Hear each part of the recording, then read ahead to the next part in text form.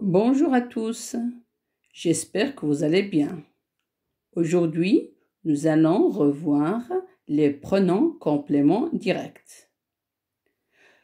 Alors, le pronom complément d'objet direct, le COD, remplace un nom ou un groupe nominal ayant la fonction de complément d'objet direct pour éviter la répétition. Il répond à la question qui pour une personne ou un animal et quoi pour une chose. Nous allons nous rappeler, en étudiant ces exemples, comment remplacer un nom ou un groupe nominal par un pronom complément direct. Alors, si je vous pose la question « Tu regardes la télévision ?» Vous pouvez répondre « Oui, je regarde la télévision ». Cette réponse est correcte, mais il y a une répétition du groupe nominal « la télévision ». Pour savoir comment remplacer la télévision, il faut d'abord identifier la fonction du groupe nominal « la télévision ». Bien sûr, dans la réponse. Ce groupe nominal est directement lié au verbe regarde. Il n'y a pas de préposition entre eux. De plus, la télévision est un objet. Alors vous allez donc poser la question quoi? Je regarde quoi? La télévision. La télévision est donc un COD du verbe regarde. Alors, comme la télévision est un COD, ici, elle correspond, bien sûr, au pronom complément la. C'est féminin. Féminin singulier. Alors, vous allez remplacer la télévision par le pronom la. Et où faut-il placer ce pronom? Alors, toujours avant le verbe. Et votre réponse sera donc oui, je la regarde. La, comme je viens de le dire, remplace le COD, la télévision.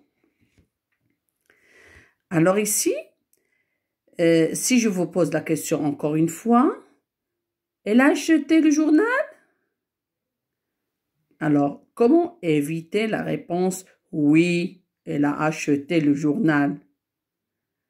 Alors, toujours commencer par identifier la fonction du groupe nominal le journal. Ce groupe nominal est directement lié au verbe ici à acheter. C'est le verbe acheter au passé composé. De plus, le journal est un objet. Alors, vous allez donc poser la question quoi? Elle a acheté quoi? Le journal. Le complément ici, le journal, est donc un COD du verbe à acheter. Et comme le journal ici est un nom masculin singulier, il va être remplacé par le. Alors, et le pronom le, bien sûr, qui prend la place du COD, va être placé avant le verbe conjugué. Et on va voir oui, elle l'a acheté. Alors, la même démarche à suivre pour le reste des exemples. Vous avez visité les monuments, pardon, c'est une question, il faut la poser comme ça. Vous avez visité les monuments historiques? Oui, j'ai visité les monuments historiques. Alors, pour éviter cette répétition, je dois identifier la fonction du groupe nominal, les monuments historiques.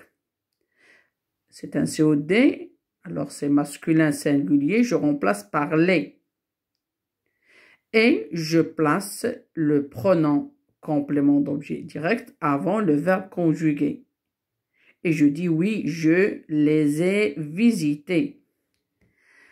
Alors pour la phrase suivante, elle invite son ami à dîner. Alors ici, vous voyez que son ami, c'est un COD. Car je dis, elle invite qui? Son ami.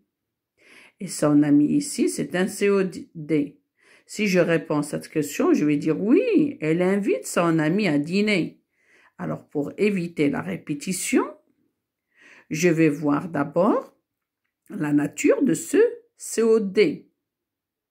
Alors je vais voir ici que son ami, c'est avec un E, c'est un nom féminin, singulier, alors je le remplace par la. Et le pronom se place toujours avant le verbe conjugué. Et je dis, oui, elle l'invite. Alors regardez ici, on a mis un L apostrophe. Parce que le verbe invite ici commence par une voyelle. Alors si le verbe commence par une voyelle, les pronoms le et la deviennent L apostrophe.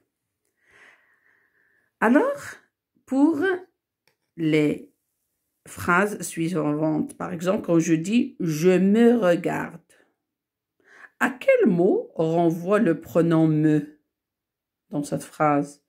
Il me regarde. Il regarde qui? Moi. Alors, ça devient « me ».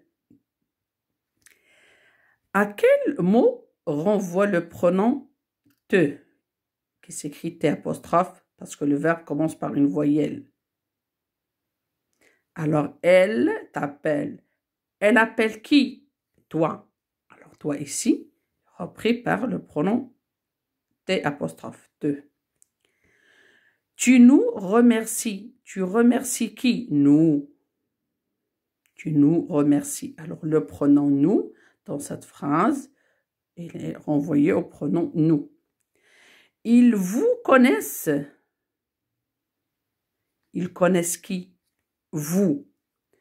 Alors, le pronom ici, vous, renvoie ici au pronom vous.